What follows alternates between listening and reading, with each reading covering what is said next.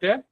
একবার যদি আপনি ইনস্টল করেন, যদি আপনার কম্পিউটার ক্র্যাশ না করে থাকে বা কোনো কারণে সফটওয়্যারটা আনইনস্টল হয়ে যায় বা কম্পিউটার ক্র্যাশ করছে, তখন কিন্তু সমস্যা। তাছাড়া কিন্তু এটা আপনি পৃথিবীর যে কোনো প্রান্তে এই কম্পিউটারে যেখানেই লগ ইন করেন, এটা যদি ইনস্টল করা থাকে, আপনার ইউজার আইডি যে পাসওয়ার্ড আছে আপনি ইমেল আইডি দিয়ে সুন্দরভাবে খুলতে পারবেন এবং সেখানেও কাজ করতে পারবেন।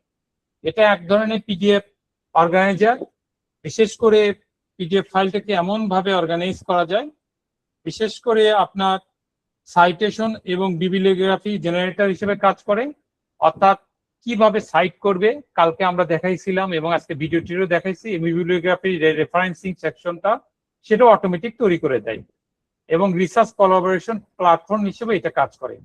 এবং ক্লাউড বেস সিনক্রোনাইজ, আপনার যদি নিজস্ব ক্লাউড কিনা থাকে, বিশেষ করে সি প্যানেল সার্ভার থাকে, আপনি ওখানেও আর্কাইভ আকারে সুন্দরভাবে রাখতে পারবেন। থাউজেন্ড জার্নাল পেপার, অনেক কিছু সাপোর্ট অফ সাইটেশন স্টাইল আপনি করতে পারবেন। এবং ওখানে শুধু আপনি যতগুলো পেপার আপনি সামনে ডেভেলপ করতে যাবেন, আপনি ওখানে ফোল্ডার আকারেও সাজিয়ে রাখতে পারবেন যে পেপার 1 এর জন্য আমার এই 30টা, পেপার 2 এর জন্য 20টা, পেপার 3 এর জন্য 40টা, এরকম কি সাজেও রাখা যায় অর্গানাইজ হইতে।